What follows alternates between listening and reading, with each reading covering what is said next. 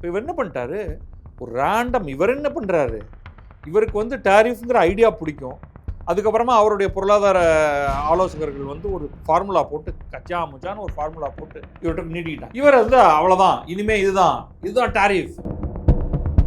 $100 $100 வெளிலேருந்து வாங்கிட்டு இருக்க, அதுக்கு மேலே 25 போட்டா 125, அதுக்கு மேலே 75 போட்டா 175, அதுக்கு மேலே 250 போட்டா 350. அப்போ நீங்கள் என்ன பண்ணுவீங்க? It will result in huge inflation. So இந்த டேரிஃப்னால அவங்களும் அவதிப்பட போகிறாங்க. டேரிஃப்னால அமெரிக்கர்கள் கடுமையாக அவதிப்பட போகிறார்கள். ஃபர்ஸ்ட்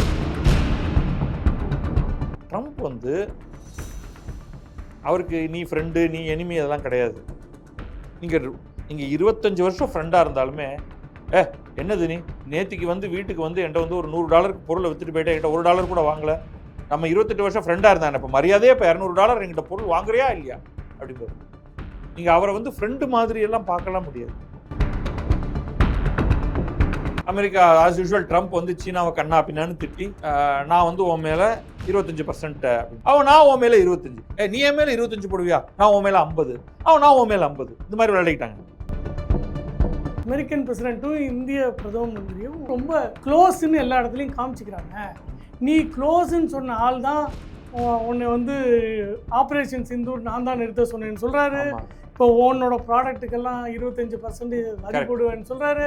அப்புறம் என்ன ஃப்ரெண்ட்ஷிப் உங்கள் ரெண்டு பேருக்கும்? பயலேட்ரல் ரிலேஷன்ஷிப்ல என்ன பெருசாக பண்ணுறீங்க? இவங்க இந்த ஃப்ரெண்ட்ஷிப்லாம் எங்கேருந்து வருது? நீங்கள் ரெண்டு பேரும் கூட சேர்ந்து வளர்ந்தீங்களா? இதெல்லாம் ஒரு வார்த்தைக்கு சொல்கிறது.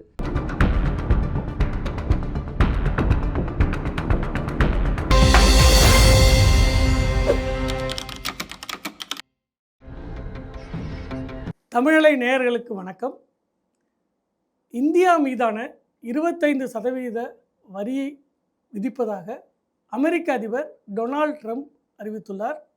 இதை பற்றி பேசுவதற்கு இன்று நம்முடன் இணைந்திருக்கிறார் திரு பத்ரி சேஷாத்ரி அவர்கள். வணக்கம். வணக்கம். எல்லா நாடு மீதும் அவர் வந்து வரி விதிப்பை வந்து உயர்த்தணும்னு சொல்லிட்டு இருக்காரு. இப்போ வந்து இந்தியா வந்து நட்பு தேசம், மோடி வந்து எனக்கு நண்பர் அப்படின்னு சொல்கிற ட்ரம்ப் வந்து 25% வந்து நாளையிலேருந்து ஆகஸ்ட் 1ஆம் தேதியிலேருந்து ஏற்றுறோம் அப்படின்னு சொல்கிறாரு. இதுக்கு என்ன காரணமாக இருக்குது? அதாவது அமெரிக்கா வந்து ஃப்ரீ மார்க்கெட்னு சொல்லுவோம். இந்தியா கூட ப்ரொடெக்ஷன், ஓரளவுக்கு ப்ரொடெக்ஷன் கொடுக்குற மார்க்கெட். அமெரிக்காவை பொறுத்த வரைக்கும் அவங்க பொதுவாக எந்த சிக்கலும் இல்லாமல் எந்த உலகத்திலேருந்து எந்த கோடியிலேருந்து எந்த பொருளாக இருந்தாலும் ஒரு இறக்குமதிக்கான டேரிஃப் எதுவும் இல்லாமலேயே அவங்க வாங்கிக்கிட்டு இருந்தாங்க. அதுக்கப்புறமா வந்து சில குறிப்பிட்ட பொருட்கள் மீது மட்டும் தேவைக்கேற்ற மாதிரி டேரிஃப் போடுவாங்க. அது என்னென்னா ப்ரொடெக்ஷனிஸ்ட் டேரிஃப்னு சொல்லுவோம். இப்போ நீங்கள் வந்து உங்கள் நாட்டில் இரும்பு தயாரிக்கக்கூடிய நிறுவனங்கள் இருக்குது, அயர்ன் அண்ட் ஸ்டீல் கம்பெனிஸ். அவங்களுடைய ப்ரொடக்ஷன் காஸ்ட் அதிகமாக இருக்குது அப்படின்னு வச்சுப்போம். இதெல்லாம் நான் வந்து ஒரு உதாரணத்துக்கு சொல்கிறேன்.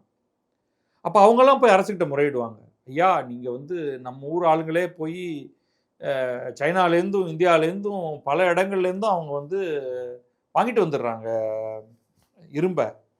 நமக்கு வந்து 1 டன் உற்பத்தி 1 கிலோ வந்து கிட்டத்தட்ட $2 ஆயிடுது. அப்போனா என்ன, கிட்டத்தட்ட இந்திய ரூபாய் மதிப்பில் வந்து 160 170 ரூபா, 170 180 ரூபா ஆயிடுது. சைனாக்காரன் இதையே வந்து 60 ரூபா ஈக்குவலண்ட்டுக்கு தரான். அப்போ எவனாவது நாங்கள் பண்ணுற இரும்பை வாங்குவானா? நான் இதெல்லாம் ஒரு இந்த அமௌண்ட் எல்லாம் பார்க்காதீங்க, ஒரு எக்ஸாம்பிள் சொல்கிறேன். அப்போ அப்புறம் நம்மளுடைய இரும்பு தொழிலே நசிச்சு போயிடும். கொஞ்ச நாள் கழித்து நம்ம நாட்டில் யாருமே இரும்பு பண்ண மாட்டோம். அதுக்கப்புறமா அவன் வந்து விலையை ஏற்றிக்கிட்டே போவான் மேலே. நம்ம நாட்டில் இரும்பு தொழிலை அழிச்சதுக்கு பிறகு அவன் வந்து 60 ரூபாங்கிறது அடுத்து 120 ரூபாம்பான், அப்புறமா 250 ரூபாம்பான். நமக்கு வேறு வழி கிடையாது, வாங்கித்தான் ஆகணும் அப்படின்னு போய் ஒரு ரெப்ரசன்டேஷன் கொடுக்குறான்னு வச்சுங்களேன். ஆஹா, இரும்பு தொழில் ரொம்ப முக்கியமாச்சே, அதனால் நம்ம ஒரு டேரிஃப் போடுவோம், ப்ரைஸ் பேரிட்டி டேரிஃப். ஸோ வெளிநாட்டிலேருந்து இங்கே வர்றதுக்கான இரும்புக்கான விலை எவ்வளோ ஆகுது? ஒரு 70 ரூபா 80 ரூபா இருக்கா? உள்நாட்டில் நம்ம உற்பத்தி பண்ணுறது எவ்வளவு? 130 ரூபா இருக்கா? அந்த கேப் என்ன? ஒரு 50 ரூபாயா? அந்த 50 ரூபா வரியா போட்டு 50 ரூபா வரியா போட்டுருது. இப்போ என்ன ஆயிடுது? இறக்குமதி பண்ணுறதோட அட்வான்டேஜே போயிடும். அப்போ லோக்கலாக நீ வந்து இறக்குமதி பண்ணாலும் நான் விலைய அதனால அதே நம்ம லோக்கலாவே நீங்க அதுக்கு வாங்கிக்கங்க. இவ்வளவு கஷ்டப்பட்டு வெளிநாட்டுல இருந்து கொண்டு வந்து டிரான்ஸ்போர்ட் பண்ணி இங்க வந்து அரசாங்கத்துக்கு இவ்வளவு பணம் கொடுக்கறதுக்கு பதில் உள்ளூர்காரன்ட்டியா வாங்கிட்டு போ. இது உலகத்துல பல நாடுகள் செய்யறது. இந்தியா தொடர்ந்து இதை பண்ணிட்டு இருக்கு. ஓ. சில குறிப்பிட்ட பொருட்களுக்கு சைனாலேருந்து வரக்கூடிய சில இறக்குமதிகளுக்கு இதெல்லாம் பண்ணிட்டு இருக்கு இந்தியா. இது ஒன்றும் புதுமை எல்லாம் கிடையாது. ஓகே. ஸோ இவர் வந்து அப்படி பண்ணலை. செலக்டிவா இந்த பொருளுக்கு இவ்வளோ வரி, ஏன்னா அந்த ப்ரைஸ் பேரிட்டி அச்சீவ் பண்ணுறதுக்காக அப்படின்லாம் பண்ணல. இதுல மெயினா என்ன சொல்றாங்கன்னா ஃபார்மா, எலக்ட்ரானிக் குட்ஸ் இல்லை வரேன் அதுக்கு வந்துடுறேன். அந்த ஒரே மாதிரி ஒன்று மட்டும் சொல்லிட்டு இருந்தேன். இவர் என்ன பண்ண ஆரம்பிச்சாருன்னா, இவருடைய அப்ரோச்சே வேற மாதிரி இருந்தது. அந்த அப்ரோச்சுக்காக வரேன்னா இவர் என்ன பண்றாரு, எல்லா நாடுகளும் அமெரிக்காவை ஏமாத்துறாங்க. இதுதான் அவருடைய ஸ்டார்டிங் பாயிண்ட். அவங்களோட பொருள்லாம் இஷ்டத்துக்கு இங்க வந்து விற்கிறாங்க. ம். ஒரு டாரிஃபும் கிடையாது. நம்மளுடைய பொருள் அவங்க நாட்டுக்கு போகும்பொழுது அவங்க வந்து அதுக்கு மேல Tax இஷ்டத்துக்கு வேற வரி போடுறாங்க. போட்டுக்கிறாங்க. நாம அப்படி பண்றது கிடையாது. ஒன்று. ரெண்டாவது, ட்ரேட் டிஃபிசிட். நம்ம நாட்டிலிருந்து என்ன அளவுக்கு வெளியில பொருட்கள் போகுது. இப்போ இந்தியா அமெரிக்கா ட்ரேட் அப்படின்னு எடுத்துக்கிட்டா, அமெரிக்காவிலேருந்து இந்தியாவுக்கு போறதை விட இந்தியாவிலேருந்து அமெரிக்காவுக்கு வர்றது ஜாஸ்தியா இருக்கு. ம். ட்ரேட் இம்பேலன்ஸ் அப்படின்னு சொல்லுவாங்க. எக்ஸ்போர்ட்டை விட இம்போர்ட் ஜாஸ்தி இருக்கு. அதனால என்ன ஆகுதுன்னா, வெல்த் அமெரிக்காவிலிருந்து இந்தியாவுக்கு போகுது. போகுது. அதுல ஒரு பெரும்பகுதி இந்த மாதிரி சீனாவுக்கு போகுது. பட் பல நாடுகளுக்கு வெளில போயிட்டு இருக்கு. இப்போ இது வந்து ப்ராடக்ட்ஸுக்கு மட்டும்தான் ஓகே. சர்வீசஸ் இல்லை, இருக்கு. சர்வீசஸ்க்கு நான் வரவே இல்லை. வரேன். அது நம்ம 2 ஸ்டெப் பின்னாடி இருக்கும். ரைட். ஸோ அவர் என்ன பண்ணிட்டாரு, பொதுவாக வந்து ட்ரேடு சர்ப்ளஸ் அல்லது டிஃபிசிட்டை வச்சுக்கிட்டு டாரிஃப் பக்கம் போகக்கூடாது. யூஸ்வலாக பண்ண மாட்டாங்க. கற்றறிந்த பொருளாதார நிபுணர்கள் அதில் போய் கை வைக்க மாட்டாங்க. ஏன்னா அதற்கு காரணங்கள் வேற. ம். ரைட். டாரிஃப் பயன்படுத்தலாம். எந்த இடத்துல பயன்படுத்தணும், ப்ரொடெக்ஷனிசத்துக்கு பயன்படுத்தலாம். அதுவும் கேர்ஃபுல்லாக பண்ணணும். ஸோ அதை ஒரு பக்கமாக வச்சுப்போம். இப்போ இவர் என்ன பண்ணிட்டாரு, ஒரு ரேண்டம் இவர் என்ன பண்ணுறாரு, இவருக்கு வந்து டாரிஃப்ங்கிற ஐடியா பிடிக்கும். அதுக்கப்புறமா அவருடைய பொருளாதார ஆலோசகர்கள் வந்து ஒரு ஃபார்முலா போட்டு கச்சா முச்சான்னு ஒரு ஃபார்முலா போட்டு இவர்கிட்ட நீட்டிக்கிட்டாங்க. இவர் வந்து அவ்வளோதான், இனிமே இதுதான் டாரிஃப் அப்படின்ட்டாரு. உலகமே நடுங்கி போயிடுச்சு. ஏன்னா அமெரிக்கா தான் இன்றைக்கும் உலகத்தில் மிகப்பெரிய சந்தை. ஆமாம். அப்போ அவன் வந்து இந்த மாதிரி ஒன்று சொன்னால் எல்லா நாடுகளுக்கும் அது ஒரு கலக்கம். பட் அதை விட பெரிய கலக்கம் அமெரிக்காவில் இருக்கிறவங்களுக்கு தான். எப்படி? ஏன்னா நீங்கள் வாங்குற எல்லா பொருளோட விலையும் அதிகமாக போயிடும். ஆமாம். ஆமாம். 100 ரூபாய்க்கு கரெக்ட். 100 ரூபாய்க்கு $100 வெளிலேருந்து வாங்கிட்டு இருக்க, அதுக்கு மேலே 25 போட்டால் 125, அதுக்கு மேலே 75 போட்டால் 175, அதுக்கு மேலே 250 போட்டால் 350. காலி. அப்போ நீங்கள் என்ன பண்ணுவீங்க? Right. It will result in huge inflation. So இந்த டாரிஃப்னால அவங்களும் அவதிப்பட போகிறாங்கன்ற. டாரிஃப்னால அமெரிக்கர்கள் கடுமையாக அவதிப்பட போகிறார்கள். ஃபர்ஸ்ட் ஓ. அமெரிக்க சாதாரண மக்கள். இந்தியா பயப்பட வேண்டாமா அப்படின்னா? இல்லை, இந்தியா பயப்படணும், அது வேற வரும். அமெரிக்கர்களுக்கு இதனால பிரச்சனை. இப்போ யாருக்கு தான் லாபம் அப்படின்னா, அமெரிக்க அரசுக்கு லாபம். நீங்க விதிக்கிற வரி எல்லாம் அமெரிக்க அரசுக்கு போகுது. இப்போ அமெரிக்க அரசு கடந்த சில மாதங்கள்ல மட்டுமே டாரிஃப்னால எக்கச்சக்கமான பணம் வருமானம் அவங்களுக்கு வந்துருச்சு. ஏற்கனவே இந்த லாஸ்ட் பல மாதங்களாக அவங்க வந்து இந்தியாவுக்கு மட்டும் தான் பண்ணல, பாக்கி எல்லாத்துக்கும் பண்ணல. எல்லா நாடுகளுக்கும், இந்தியா மேலேயும் இருக்கு. ஒரு இம்போர்ட் டாக்ஸ் ஓடிக்கிட்டு இருக்கு. இப்ப அதுதான் கேட்டேன். இருக்கு. அதுக்கு மேலேயா இந்த 25 இல்ல அதை ரீப்ளேஸ் பண்ணி, ஆனா அதுக்கு மேலேயும் இன்னொன்னு அவர் சொல்றாரு. அதுக்குள்ள அதான் வரேன். ஸோ இப்போ வந்து இம்போர்ட் டாக்ஸ் இருக்கு இல்லையா, இது அவர் என்னன்னா, நீங்க ட்ரம்ப்பை கொஞ்சம் புரிஞ்சுக்கணும். ட்ரம்ப் வந்து அவருக்கு நீ ஃப்ரெண்டு நீ எனிமி அதெல்லாம் கிடையாது. நீங்க 25 வருஷம் ஃப்ரெண்டா இருந்தாலுமே, என்னது நீ நேத்திக்கு வந்து வீட்டுக்கு வந்து என்கிட்ட வந்து ஒரு $100 பொருளை வித்துட்டு போயிட்டேன், என்கிட்ட $1 கூட வாங்கல, நம்ம 28 வருஷம் ஃப்ரெண்டா இருந்தாங்க, இப்போ மரியாதையே இப்போ $200 என்கிட்ட பொருள் வாங்குறியா இல்லையா அப்படிங்கிறது. நீங்க அவரை வந்து ஃப்ரெண்டு மாதிரி எல்லாம் பார்க்கலாம் முடியாது. ஃப்ரெண்டுன்னு சொல்றாரு. அதான் சொல்றேன், ரிலேஷனல் டிரான்சாக்ஷனல்ல இவர் பியூர்லி டிரான்சாக்ஷனல். ஓகே. அவரெல்லாம் சொல்லுவார், India is a fantastic country, friendly country, but அப்படின்னு அடுத்ததுக்கு போயிடுவார். அதனால என்ன, அதனால நான் உனக்கு ஒன்றும் பண்ண மாட்டேன், என்கிட்ட நீ பொருள் வாங்கு, இல்லைன்னா எனக்கு டாரிஃபை குறை, உன் மேலே நான் டாரிஃப் போடுவேன். ஒரே ஒரு எக்ஸாம்பிள் மட்டும் சொல்லிக்கிறேன். ஜஸ்ட்டு 4 நாளைக்கு முன்னாடி யூரோப்பியன் யூனியன் இருக்கு இல்லையா, பல ஐரோப்பிய நாடுகளுடைய கூட்டமைப்பு, மோஸ்ட்லி வெஸ்டர்ன் யூரோப் நாடுகள், இப்போ அது கொஞ்சம் விரிவாகி இருக்கு. அவங்களோட இவர் வந்து ஒரு அப்ராக்சிமேட் ஒப்பந்தம் ஒன்று போட்டு முடிச்சிருக்காரு. அதன்படி என்ன அப்ராக்சிமேட் சொல்கிறேன்னா, இன்னும் நிறையா அது சைன் பண்ணலை, ஒரு ஸ்டேட்மெண்ட் அவ்வளோதான். அதில் யூரோப்பியன் யூனியனுடைய பொருட்கள் மீது 15% டாரிஃப். ஆனால் அதாவது யூரோப்பியன் யூனியன் பொருட்கள் அமெரிக்காவுக்கு போனா சரி, அமெரிக்காவுடைய பொருட்கள் யூரோப்பியன் யூனியனுக்கு வந்தா டாரிஃபும் ஒன்றும் கிடையாது அப்படின்னு அக்ரிமெண்ட் போட்டிருக்காங்க. இப்போ முன்னாடியெல்லாம் எப்படி அமெரிக்காவில் வித்துன்னு இருந்தாங்களோ அந்த மாதிரி is trying to sell to other countries. முன்னாடி என்னங்கிற இந்த ஹிஸ்டரிக்குள்ளே போகணும் நம்ம, அதுக்கு நமக்கு இப்போ டைம் இல்லை. பட் இந்த பாயிண்ட்ல, அதாவது அமெரிக்காவில் இருக்கிற கம்பெனி ஒரு கார் பண்ணுதுன்னா அதை கொண்டு வந்து அவங்க Germany, France, Spain, Portugal, Netherlands, பெல்ஜியம்னு வரிசையாக இந்த யூரோப்பியன் யூனியனில் இருக்கிற கிரீஸ், இட்டலி வரைக்கும் எல்லா நாடுகளையும் எடுத்துருந்தீங்கன்னா அமெரிக்க காரை வந்து இந்த ஐரோப்பிய நாடுகளில் அட் நோ அடிஷ்னல் டாரிஃப் நீங்கள் விற்கலாம். அதே ஃப்ரான்ஸ்லேயோ, இப்போ ஜெர்மனி எடுத்துக்கங்க, வரிசையாக பென்ஸு, ஃபோக்ஸ்வாகன், BMW, ஆடி, இந்த மாதிரி கார்லாம் இருக்கு இல்லையா, இதை இவங்க வந்து யூரோப்பியன் யூனியனில் பண்ணி அமெரிக்காவில் கொண்டு போய் விற்றாங்கன்னா ப்ளஸ் 15%.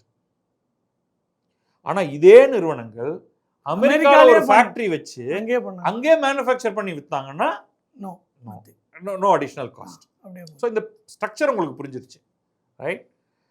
இப்போ ஆல்ரெடி நீங்கள் அந்த ஒரு இம்பேலன்ஸை பார்க்குறீங்க. அமெரிக்க பொருள் யூரோப்பியன் யூனியனுக்கு போகிறதுக்கு 0, யூரோப்பியன் யூனியன் பொருள் அமெரிக்காவுக்கு போகிறதுக்கு 15%. அவங்க ஓகேன்னு ஒத்துக்கிட்டு இருக்காங்க. அதாவது அந்த ட்ரேட் நெகோசியேஷன் பண்ணவங்க உள்ளே வந்து அதில் இருக்கிற அங்கே அமெரிக்காவுடைய அந்த யூரோப்பியன் யூனியனோட மாடல் வேறு, தனித்தனி நாடுகள் இருக்கு இல்லையா, அந்த நாடுகள் இப்போ ஃப்ரெஞ்சு பிரசிடென்ட்டு, ஜெர்மன் சான்சலர், அவங்களாம் அது கடுப்பாயிட்டாங்க. என்ன அது, அவன் வந்து நம்ம மேலே டாக்ஸ் போடுவானா, நம்ம அவன் மேலே டாக்ஸ் போடல, என்னடா இது விளையாடுறீங்களா அப்படின்ட்டு. சில நாடுகள் என்ன பண்ணுன்னா ரெசிப்ரோக்கல் டாரிஃப் அப்படின்றாங்க. நீ 5 போடா நான் உன் மேலே 5, நீ 10 நான் 10, நீ 25 நான் 25 அப்படின்ட்டு. இந்த பிரச்சனைகள் நடந்துகிட்டு இருக்கும்போது சீனாவும் அமெரிக்காவும் இந்த ஆட்டத்தை தான் ஆடினாங்க. அமெரிக்கா ஆஸ் யூஷுவல் ட்ரம்ப் வந்து சீனாவை கண்ணா பின்னான்னு திட்டி, நான் வந்து உன் மேலே 25% அப்படின்னாரு. அவன் நான் உன் மேலே 25, நீ என் மேலே 25 போடுவியா, நான் உன் மேலே 50, நான் உன் மேலே 50, இந்த மாதிரி விளையாடிட்டாங்க. நீ என் மேலே 50 போடுறியா, நான் 100 அப்படின்னாரு ட்ரம்ப், நான் 100. அப்போ அட் தட் பாயிண்ட் இப்போ செட்டில் ஆகிட்டாங்களா இல்லையா? இல்லை, கொஞ்சம் பின்வாங்கி திரும்ப பேசிக்கிட்டு இருக்காங்க. எல்லாம் பேசிக்கிட்டு மட்டும்தான் இருக்காங்க, இன்னும் எதையும் இம்ப்ளிமெண்ட் பண்ணல. இது வரைக்கும் நமக்கு தெரிஞ்சு பிரிட்டனோட, அப்படின்னா இது என்ன மிரட்டுற மாதிரியா? மிரட்டல் தான், எல்லாரையும் மிரட்டல் தான். ஃபர்ஸ்ட் பிரிட்டனோட ஒரு டீல் போட்டு ஒரே ஒரு கேள்வி இது, ஏன்னா இப்பயே கேட்கறது கரெக்டு. இந்த மிரட்டுறது எதுக்குன்னாக்க, ஆப்ரேஷன் சிந்தூர் நான் தான் நிறுத்த சொன்னேன்னு சொல்லி இவர் இல்லை நான் தான் பண்ணேன்னு சொன்னதுக்காக இந்த மிரட்டல? அதுக்காகலாம் இல்லை, சரியான நம்பர் அவர் எதிர்பார்க்கிறார் அவர் மைண்டில்.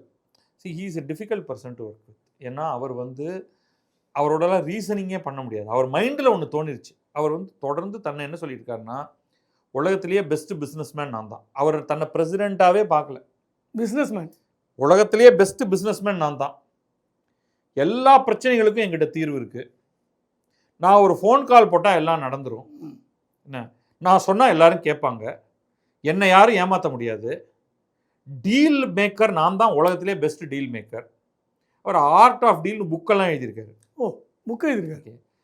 அவர் எல்லாத்துக்கும் மேலே அவருடைய ரொம்ப சக்ஸஸ்ஃபுல்லான பிஸ்னஸ், இஃபட்டால் நிறையா சொதப்பெல்லாம் பண்ணிச்சிருக்காரு, அதெல்லாம் விட்டுருவோம். சரி, ரியல் எஸ்டேட். அப்போ இந்த ரியல் எஸ்டேட்லேயே அந்த அந்த அந்த ஆட்டிடியூட் என்னென்னா, ரியல் எஸ்டேட் ஆட்டிடியூட் உங்களுக்கே தெரியும், இஸ் நோ மேஜர் ரிலேஷன்ஷிப். நீங்கள் ஒரு வீட்டை வாங்கிட்டீங்கன்னா அதுக்கப்புறம் உங்கள்கிட்ட வீடு விற்றவனீங்க நீங்கள் திருப்பி பார்க்க போகிறீங்க, ரியல் எஸ்டேட் ஏஜென்ட்டையும் திருப்பி பார்க்க போகிறதில்ல நீங்கள். அதனால் நீங்கள் என்ன வேணாலும் சொல்லலாம், சார் இது வந்து $1 மில்லியன், ஐயோ என்னையா அது, இந்த சுற்றி வட்டாரத்தில் எல்லாரும் வந்து $100,000 விற்கிறாங்க, அஞ்சு பார் $1 மில்லியன் எடுத்தா எடுத்துக்கோ இல்லாட்டி போ அப்படின்ட்டு. அப்புறம் அப்படி இப்படி நெகோஷியேட் பண்ணி கடைசியாக நீங்கள் 150 முடிக்கலாம். ஆனால் அவங்க என்ன திங்கிங்னா, நான் $1 மில்லியன் சொன்னால் தான் நான் 150க்கு வருவேன், நான் 125ன்னு சொன்னா நீ வந்து 75ல கேட்ப அப்படிங்கிற. இந்த பிஸ்னஸ் மேன்னு சொல்லும்போது சாரி இடைமறிக்கிறதுக்கு சாரி, இதில் வந்து அவர் சொன்ன இன்னொரு இது என்னன்னாக்க, கச்சா எண்ணெய் ராணுவ தளவாடங்கள் நீங்கள் ரஷ்யாட்ட வாங்குறீங்க, இல்ல அதான் அது வந்து அந்த- என்ன ரொம்ப அந்த- எரிச்சல் விட்டுதுன்னு இல்ல, அவர் இல்ல, டேரக்டாகவே அதான் சொல்றாரு. ரெண்டாவது பார்ட். ரெண்டு மூணா இதை அன்பேக் பண்ணிடுவோம். ஸோ ஃபர்ஸ்ட் பிரச்சனை வந்து அவர் ஒரு பெரிய டாரிஃப் அனௌன்ஸ் பண்ணிட்டு அதை 3 மாசத்துக்கு சஸ்பெண்ட் பண்ணி வச்சார். அதுக்குள்ள எல்லாரோடையும் டீல் போட்டு முடிச்சிருவேன்னு சொன்னார். கடைசியா 3 டீல் தான் நம்ம கண்ணுக்கு தெரிஞ்சு ஒரு மாதிரி ஸ்ட்ரக்சர் ஆயிருக்கு. பிரிட்டன், வியட்நாம், யூரோப்பியன் யூனியன், இதுவும் ஃபுல் அக்ரிமெண்ட் சைன் ஆகலை. சைனாவோட பேசிகிட்டு இருக்காங்க, இந்தியாவோட பேசிகிட்டு இருக்காங்க. இதெல்லாம் ஃபைனல்னு எடுத்துக்காதீங்க, இதெல்லாம் ஃபைனல் கிடையாது. இன்னும் பல நாடுகளோட பேசிகிட்டு இருக்காங்க. அவங்க நினச்சது வந்து 100 நாடுகளோட கையெழுத்து போட்டு முடிச்சு தூக்கி தள்ளி போட்டுட்டு பெருமித உணர்ச்சியோட இதை நான் அடித்து தூக்கிட்டேன்ப்பா அப்படின்னு சொல்லலாம்னு நினச்சவருக்கு அதெல்லாம் நடக்கலை ஒன்றும். ஓகே, ஸோ இப்போ வந்து ஆகஸ்ட் 1 இனிமேல் அவ்வளோதான் அப்படின்னு சொல்லதில் அவர் சொன்ன 2-3 விஷயம். ஒன்று 25% டாரிஃப், இந்தியாவுக்கு 25% டாரிஃப், ஆமாம், அது தனியாக. அடுத்தது வந்து நீ ரஷ்யாவோட பிஸ்னஸ் பண்ணுற, யுக்ரைன் மீது ரஷ்யா தாக்குதல் நடக்குது, போரை நிறுத்தணும்னு எல்லாரும் வேண்டி நான் போரை நிறுத்தணும்னு நான் ரஷ்யாட்ட சொல்கிறேன். மற்றவங்க கேட்கறத பற்றிலாம் அவருக்கு கவலை இல்லை. புட்டின் கேட்க மாட்டேங்கிறான். இதே புட்டினை என்னுடைய நண்பன் அப்படின்லாம் சொல்லிவிட்டு இதே உக்ரைனுடைய அதிபரை வந்து ஜெலன்ஸ்கியை வந்து அவ்வளவு கேவலமாக பிரசிடென்ட்டும் வைஸ் பிரசிடென்ட்டும் கூட்டு வச்சு திட்டி துரத்தி விட்டுட்டு அப்புறம் அவர் என்ன பண்ணாரு, வேற இந்த மக்கு பயல்கள்ட்ட என்ன பண்றது, என் ஊர்ல இருக்கிற இந்த ரேர் எர்த் மினரல்ஸ் எல்லாம் நீ எடுத்துக்கொண்டோடனே உடனே மாத்திக்கிட்டாங்க. Okay great, you are a friend, Russia நிறுத்து, வெறும் பிசினஸ் டீல், ரஷ்யா நிறுத்து. அவன் மட்டும் குண்டை போட்டுக்கிட்டு இருக்கான். ரஷ்யா பண்றது ரைட்டுன்னு நான் சொல்லலை, ஒரு உதாரணத்துக்கு சொல்றேன். Everyday changing stands. இப்போ ரஷ்யாட்டேருந்து நீ வாங்குற ஆயில் வாங்குற, இதை வாங்குற, அதனால நீ வந்து நான் உன் மேல ஒரு பெனல்ட்டி போட போறேன். எவ்வளவுடா தெரியாது, சஸ்பென்ஸா வச்சிருக்காரு. ஓகே, ஸோ இதெல்லாம் வந்து இதெல்லாம் சஸ்டெயினபிளா அப்படிங்கிறதுக்கு அடுத்து வந்துடும். அப்போ இந்த மாதிரி நீங்கள் போடுறதுனால உடனே நம்ம ஊரில் எல்லாரும் பயப்படுறாங்க. இல்லை, நம்ம ஊரில் பயப்படுறதுல ஒரு உச்சம் என்னன்னா, சில பொருளாதார அறிஞர்கள் என்ன சொல்கிறாங்கன்னா, ஜிடிபி, இந்தியாவோட ஜிடிபி அடி வாங்குவோம். சான்ஸே கிடையாது. ஓகே, அதுக்கு காரணம் வந்து இந்தியாவுடைய முதல்ல வந்து இந்தியாவுடைய ஜிடிபியோடைய பெரும் பங்கு உள்நாட்டு பொருளாதாரத்துலேருந்து வருது. இது 20% என்னமோ இருக்குங்கிற மாதிரி சொல்கிறாங்க. மொத்தமாக நம்முடைய ட்ரேட், ஃபாரின் ட்ரேடுங்கிறது ஒரு ஸ்மால் பர்சன்டேஜ் தான். We are not a export orient country. இப்போ சிங்கப்பூர் எடுத்துக்கிட்டிங்கன்னா அவங்களுடைய பிஸ்னஸ், அவங்களுடைய ஜிடிபியில் பெருமளவு எக்ஸ்போர்ட்லேருந்து வருது. நமக்கு பெருமளவு உள்நாட்டு வணிகத்திலேருந்து வருது. ஸோ அதுவா அடுத்து அதை பகுத்து பாருங்க, அதில் எவ்வளோ பர்சன்டேஜ் வந்து அமெரிக்காவோட ட்ரேடுன்னு பாருங்க. அதில் மட்டும்தானே இந்த இது வரப்போகுது முதல்ல. So very very very small percentage, number 1. சரி, ஒன்று அது இல்லைன்னா இன்னும் 10 மார்க்கெட்டை நம்ம கிரியேட் பண்ணிக்கலாம். இப்போதைக்கு இந்தியாவுக்கும் அமெரிக்காவுக்குமான ட்ரேடில் கணிசமான பங்கை வகிப்பது சர்வீசஸ், ஐடி சர்வீஸ். அதுதான் கேட்டேன் முன்னாடியே, ப்ராடக்ட் இல்லாமல் சர்வீசஸ். சரி, இதில் கோக்குமாக்கு தானே பண்ணவர், அதில் பண்ண முடியாதான்னு அடுத்து ஒரு கேள்வி கேட்கலாம். பாசிபிள். இப்போ என்ன இடத்துல பாதிப்புங்கிற பார்ட்டை மட்டும் நம்ம பார்ப்போம். நிச்சயமாக வந்து சைனா வந்து ஒரு பெரிய ப்ராப்ளமாக மாற ஆரம்பித்தப்ப ஐஃபோன் நிறுவனம் தன்னுடைய பெரும் பங்கு ப்ரொடக்ஷனை கொஞ்சம் கொஞ்சமாக இந்தியாவை நோக்கி நகர்த்த ஆரம்பிச்சது. ஓகே, அதனால தான் வந்து ஃபாக்ஸ்கான் இந்தியாவில் ப்ரொடக்ஷனை அதிகப்படுத்த வச்சாங்க. அதுக்கப்புறம் டாட்டா எலக்ட்ரானிக்ஸோட அக்ரிமெண்ட் போட்டு அங்கே மேனுஃபேக்சரிங்கை வந்து இன்க்ரீஸ் பண்ண பார்த்தாங்க. அப்புறம் வேறு சில கம்பெனிகளும் வந்து இந்தியாவில் ஐஃபோன் ப்ரொடக்ஷனை அதிகப்படுத்த போகிறோம் அப்படின்ட்டு அதுக்கான முயற்சிகளில் இறங்கியிருக்காங்க. இந்தியாவுடைய மொபைல் ஃபோன் மேனுஃபேக்சரிங்கோடைய ஒரு கணிசமான பகுதி இந்தியாவில் உருவாகி இப்போ வெளிநாடுகளுக்கெல்லாம் ஏற்றுமதி ஆகிட்டு இருக்கு. அதில் ஒரு கன்சிடரபிள் பங்கு, பர்டிகுலர்லி ஐஃபோன், அமெரிக்காவுக்கு போகுது. இப்போ அதன் மேலே இந்த வரி அடிக்கும். ஆனால் அதே நேரத்தில் சைனாவில் மேனுஃபேக்சர் பண்ணுற அதே ஃபாக்ஸ்கான் மேனுஃபேக்சர் பண்ணுற ஐஃபோன் மேலேயும் அதே டாரிஃப் இருக்கு. இப்போ இந்த உற்பத்தியாளர்கள்லாம் போய் ட்ரம்ப்கிட்ட கேட்க மாட்டாங்களா? அவங்கெல்லாம் அமெரிக்கன் பிஸ்னஸ் மேன் தானே எல்லாருமே. அதெல்லாம் கேட்க போகிறாரா என்னங்கிறதே நமக்கு நீ வந்து கேளு, நீ வந்து சொல்லு, I may or may not listen. ஆனால் நிறையா இடத்துல இஷ்டத்துக்கு மாற்றிருக்காரு. அந்த கார் மேனுஃபேக்சரர்ஸ் எல்லாம் வந்து கனடா மேலே இப்போ நடுவில் நான் எல்லாரோடையும் சண்டை தானே, கனடாவை கண்ணா பின்னான்னு திட்டி கனடா மேலே இஷ்டத்துக்கு வரி போட்டார். அதுக்கப்புறம் இந்த கார் மேக்கர்ஸ்லாம் போனாங்க. ஐயோ அங்கே காரை பண்ணுறதே நாங்கள் தான்யா. அமெரிக்காவில் அமெரிக்கர்களுக்கு கார் விற்கிறதுக்கு இங்கேயும் கொஞ்சம் பிளான்ட் வச்சுருக்கோம், கனடாலையும் மெக்சிகோலையும் நாங்கள் தான், எங்களுடைய பிளான்ட் தான் அங்கேயும் இருக்குது. அங்கே நான் மேனுஃபேக்சர் பண்ணுறதுக்கு சில காரணங்கள் இருக்குது. இப்போ மெக்சிகோவில் காஸ்ட் கம்மி, லேபர் காஸ்ட் கம்மி, கனடாவில் இடம் நிறையா இருக்குது, தண்ணி நிறையா இருக்குது, இதெல்லாம் நிறைய தேவைப்படுது. இந்த லேபர் காஸ்ட் கம்மி தானே ஐடி சர்வீசஸ்லேயும் வருது. Correct correct. இப்போ அங்கேருந்து அது கொஞ்சம் நகர்ந்துருச்சு, டேலண்ட்டுங்கிறத நோக்கியும் வந்துருச்சு. டேலண்ட். ஓகே, ஸோ அதுக்கு நம்ம கடைசியாக வந்துடுவோம். ஸோ இவங்க வந்து அப்போ அதனால் போய் கேட்ட உடனே சரி கொஞ்சம் நேரம் யோசிச்சுட்டு சரி ஓகே உங்களுக்கு மட்டும் எக்ஸம்ஷன் அப்படிலாம் அப்படி இப்படி பல இடங்களில் வந்து எக்ஸம்ஷன்லாம் கொடுத்துருக்காரு. ஸோ இது வந்து எப்போவுமே அவர் ஒரு சால்வோ. நீங்கள் இதே பிரிட்டன் பார்த்தீங்கன்னா எல்லாம் ஃப்ரெண்டு தான், யூரோப்பியன் யூனியன் ஃப்ரெண்டு தான், எல்லாருக்கும் ஒரு திட்டில் தான் ஆரம்பிக்கும். அடுத்த நாளைக்கே அதை பற்றி கொஞ்சம் ஏப்பா இப்படி திட்டிருக்கோமே, நாளைக்கு அவனோட போய் கை குலுக்குறோமே, அதை பற்றிலாம் கவலைப்பட மாட்டாங்க. ப்ளீஸ் பண்ணுறதுக்கு வந்து நம்ம பிரதம மந்திரி மோடி வந்து ட்ரம்ப் சொல்லி தான் நாங்கள் வந்து பாகிஸ்தானோட ஆப்ரேஷனை நிறுத்தினோன்னு சொன்னால் விட்டுருவாரா? இல்லை, அதுக்காகலாம் இல்லை, அது அவர் தொடர்ந்து சொல்லிக்கிட்டே இருக்க போகிறார். ஓகே, நான் ஒரு ஃபோனை போட்டால் 2 பேர் நிறுத்திவிட்டானு அப்படின்னு அவர் சொல்லிகிட்டே இருக்க போகிறார். ஓகே, பட் நம்ம பொறுத்த வரைக்கும் இந்த டாரிஃப்ங்கிறது நெகோசியேஷன் மூலமாக தான் நம்ம ரிசால்வ் பண்ண போகிறோம். Okay, this is not final, இதுக்காக நம்ம வந்து பதற வேண்டாம். ஆனால் நம்ம ஊரில் எப்போவுமே என்னென்னா வந்து இந்த ஒரு ஆழ்ந்து அலசி ஆராயிறதுங்கிறது எஸ்டாப்ளிஷ்டு பத்திரிகையே கிடையாது. அப்புறம் இந்த யூடியூபுக்கு இஷ்டத்துக்கு அவங்க ஆரம்பித்து நடத்திக்கிட்டு இருக்கிறவங்களுக்குலாம் வந்து இதை பற்றின ஒரு புரிதலே இருக்காது. இந்த பிரசிடென்ட் வந்து ட்வீட் மூலமாகவே பிஸ்னஸ் நடத்திட்டு இருக்கிறாங்க. ஆக்சுவலாக இந்தியாவில் வந்துட்டு இந்த கொஸ்டின் எங்கே வருதுன்னாக்க 2 பிரதம மந்திரிகளும் ஐ மீன் பிரசிடெண்ட்டும் அமெரிக்கன் பிரசிடெண்ட்டும் இந்திய பிரதம மந்திரியும் இப்போ பிரைம் மினிஸ்டரும் ரொம்ப க்ளோஸ்ன்னு எல்லா இடத்துலையும் காமிச்சிக்கிறாங்க. நீ க்ளோஸ்ன்னு சொன்ன ஆள் தான் உன்னை வந்து ஆப்ரேஷன் சிந்தூர் நான் தான் நிறுத்த சொன்னேன்னு சொல்கிறாரு. இப்போ உன்னோட ப்ராடக்ட்டுக்கெல்லாம் 25% வரி போடுவேன்னு சொல்கிறாரு. அப்புறம் என்ன ஃப்ரெண்ட்ஷிப் உங்கள் 2 பேருக்கும்? பைலேட்ரல் ரிலேஷன்ஷிப்ல என்ன பெருசாக பண்ணுறீங்க? இவங்க இந்த ஃப்ரெண்ட்ஷிப்லாம் எங்கேருந்து வருது? நீங்கள் 2 பேரும் கூட சேர்ந்து வளர்ந்தீங்களா? இதெல்லாம் ஒரு வார்த்தைக்கு சொல்கிறது. என்னுடைய நண்பர் கீத் ஸ்டாமர் அப்படி அந்த பேரே அவருக்கு ஒரு 4 நாளைக்கு முன்னாடி தான் தெரிஞ்சிருக்கும் நம்ம பிரதமருக்குமே. இப்போ பதவி ஏற்றிருக்கான் உடனே my good friend has come to power. ஏப்பா வருஷத்துக்கு ஒரு இடத்துல ஒரு நாள் கூட அவங்க சந்திக்கிறது சம்பிரதாய வார்த்தைகள். அவ்வளோதான். யாரும் யாருக்கும் ஃப்ரெண்ட் இல்லை. இவர் உடனே அவருக்கு ஃபோன் போட்டு மச்சான் நீ என்ன சாப்பிட்ட அப்படின்னு நான் கேட்க போகிறாரு. அதெல்லாம் ஒன்றும் கிடையாது. ஃப்ரெண்டுனா இவர் வந்து ஒரு 12 வருஷமாக பிரைம் மினிஸ்டர் இருக்காரு, அதனால இவர் வந்து அவங்கள பல தடவை பார்த்துருக்காரு. இல்லை அவங்களோட தேர்தல் இதுக்கு கூட இவர் இங்கேருந்து போனாரு, இந்தியர்கள் எல்லாமே அதெல்லாம் டிரான்சாக்ஷனல். அதெல்லாம் நீங்கள் பெருசாக எடுத்துக்கூடாது. ட்ரம்ப்பை பொறுத்த வரைக்கும் every thing is transactional. Narendra Modi வந்தாரா, 40 ஓட்டு கிடச்சிதா, கை ஆட்டினோமா, முடிஞ்சுதா, அடுத்ததுக்கு போவோம்.